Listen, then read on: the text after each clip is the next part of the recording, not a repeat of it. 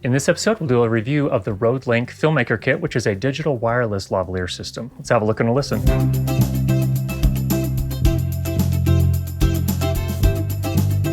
Now, first of all, this entire episode is recorded with the RODELink wireless lavalier system. I have the Rode lavalier placed right here underneath my shirt.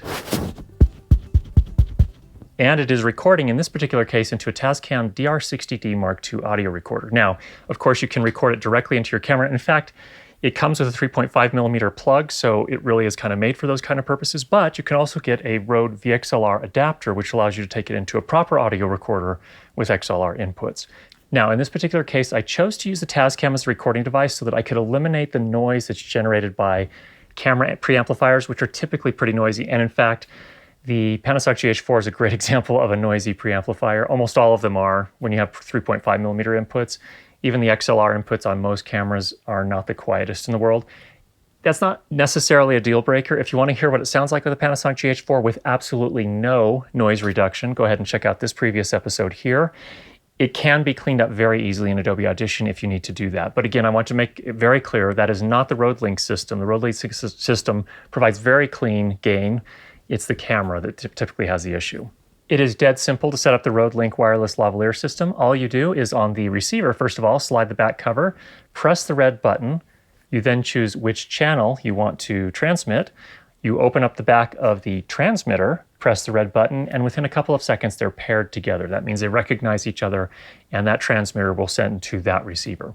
Now, you choose the channel because there are 8 different channels you can choose, which means you can use up to 8 RODELink kits at the same time.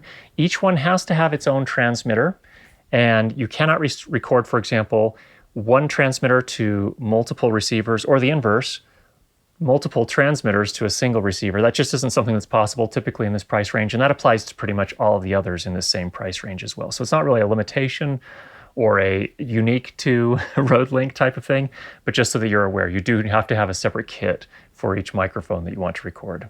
Speaking of recording multiple people at the same time, if you do have 2 kits, what do you do in terms of recording? Because most cameras that have 3.5 millimeter inputs only have one 3.5 millimeter mic input. Well, you have a few options. The way I do it is I have a Tascam DR60D Mark II recorder, which has 2 XLR inputs. Now, you can buy a RODE VXLR adapter, which takes the 3.5 millimeter plug from the RODELink and converts it into XLR, and then you can take it into your audio recorder. So when I'm recording 2, that's how I do it. You could also record one of them into your camera and one into, for example, maybe a Zoom H1. I would probably recommend that you don't do that because typically, again, the camera is going to have a much noisier preamp, so there's going to be a difference when you cut between the two. When you go from one person that's being recorded into the camera to the other person that's being recorded into audio recorder, you're going to hear a difference in terms of the noise floor. So it's probably best if you are going to use 2 of them to record them into the same recorder if you can.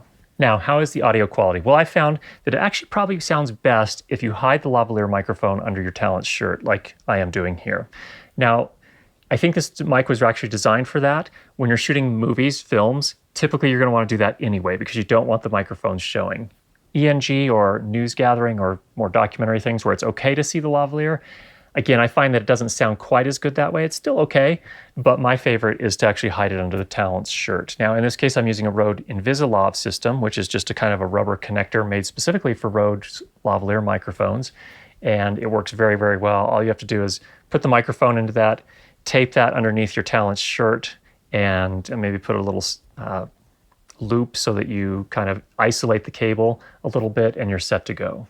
If you want to hear what it sounds like recording directly into a camera, check out our previous episode here, just so you can see what that sounds like. Now, one thing a lot of people want to know about is distance. How far away can you get the transmitter from the receiver and still get a good strong signal, particularly when the talent is wearing the receiver on their belt behind them? And the answer that I found is that indoors, we did a test with a lot of Wi-Fi networks contending for the same frequency that the RODELink is using. We found easily you could get 50 meters with no problem. And in fact, you could probably get more than that. We just ran out of space in this particular place we were recording. Once the talent went around the corner out of sight, we did get some dropouts then. So it's probably not practical to use it in circumstances like that. I'm not sure why you necessarily would, but just something to keep in mind if you are going to do something like that. Likewise, in a case where we did an interview, so we had 2 RODELink systems going at the same time, recording into the Tascam recorder. We had mobile phones. Each of the talent had a mobile phone right next to their transmitter. We had 12 Wi-Fi networks contending for frequency there, and it did not drop once in 10 minutes. So it's very, very robust in terms of holding its signal, and it seems to do pretty well at distance. Outdoors, it's a little bit different. The frequency or the signal doesn't have any walls to bounce off of and kind of extend its range. So outdoors, we found that up to 50 meters, you can get a good solid connection. Anything beyond that could begin to be a little bit spotty, particularly when the talent is wearing, again, the transmitter on their belt behind them. So it's not in direct sight of the receiver on top of the camera. But again, 50 meters is fantastic. I never shoot that far away. If you do, just something to keep in mind. I think it's fair to say that it'll go reliably up to 50 meters in our tests. Beyond that, you still got a pretty good signal, but it would drop out periodically. So just something to keep in mind there. And should be about 50 meters right here. Again, I've turned around, so this would be a typical position that you might have your talent standing in with the transmitter on their back, the receiver on top of the camera, and again, 50 meters. I didn't seem to run any problems in terms of RF interference from mobile phones as well. Again, in that interview scenario, we had each of the talent had their mobile phone with all the radios on right next to their transmitter. No cutouts, no dropouts at all. So it seems to be fairly robust on that front as well. One thing to keep in mind that I think a lot of people don't necessarily consider is you could also use this for things like a shotgun microphone. So for example, if you have a RODE VideoMic Pro, you could actually connect that to the RODELink transmitter and then wirelessly hop to your camera or to your audio recorder from there. So anything that has a 3.5 millimeter output could connect to this if it has a TRS connector. So lots of different potential options there. So a very versatile system. Now, the one downside from my point of view is the build quality. The build quality is pretty good, but it is plastic. So these units are a little bit larger than some of their competitors, but they're about the same weight, so they're not a lot heavier.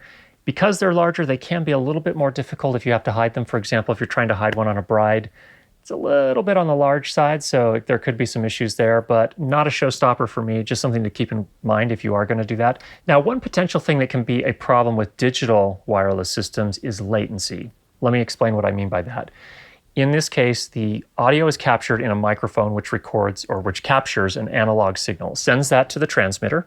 In the transmitter, that's converted to digital, then it's encrypted, it's then sent wirelessly to the receiver, decrypted, converted back into analog, and then sent to your camera or audio recorder. It's a lot going on, and there is the potential for latency there. However, what I found with the RODELink was very good news. I didn't experience any latency when recording either to my Nikon D750 or to my Panasonic Lumix GH4. So it did very, very well. No latency whatsoever. On the Nikon D750, we did a series of claps, and they were synced perfectly with the audio. So it doesn't appear that latency is an issue whatsoever with the RODELink system. Another very, very important factor with wireless systems like this is how the battery life lasts. And in this case, I was really, really pleased to find that with the RODELink, it lasted 7 hours and 10 minutes in my test. I was using AA batteries by Eneloop. These are not the Pro version. These are not even new Eneloop batteries. They're actually 3 or 3.5 years old. So they've got a lot of use. And they really, really held up well. It was a transmitter that ran out first after 7 hours and 10 minutes. The way I did it is I set it up so that I had the two of them about 4 meters apart. The receiver was recording into a Tascam DR60D Mark II, and I was standing in between them the majority of that time. Again, 7 hours and 10 minutes, fantastic battery life. So overall, what's my take on the RODELink wireless filmmaker kit? I really, really like this, really quite pleased. I think it's a perfect balance for enthusiasts and pros. Semi-pros, it strikes a perfect balance between price and quality. And I think the audio quality is fantastic. The build quality is not perfect, but it is quite good. And while the units themselves, the transmitter and receiver, are a little bit larger than some of their competitors, what they don't have is a wireless antenna that sticks out, so you don't have to worry about that and potentially knocking that off. So it actually is just a great, great balance between, again, price and quality.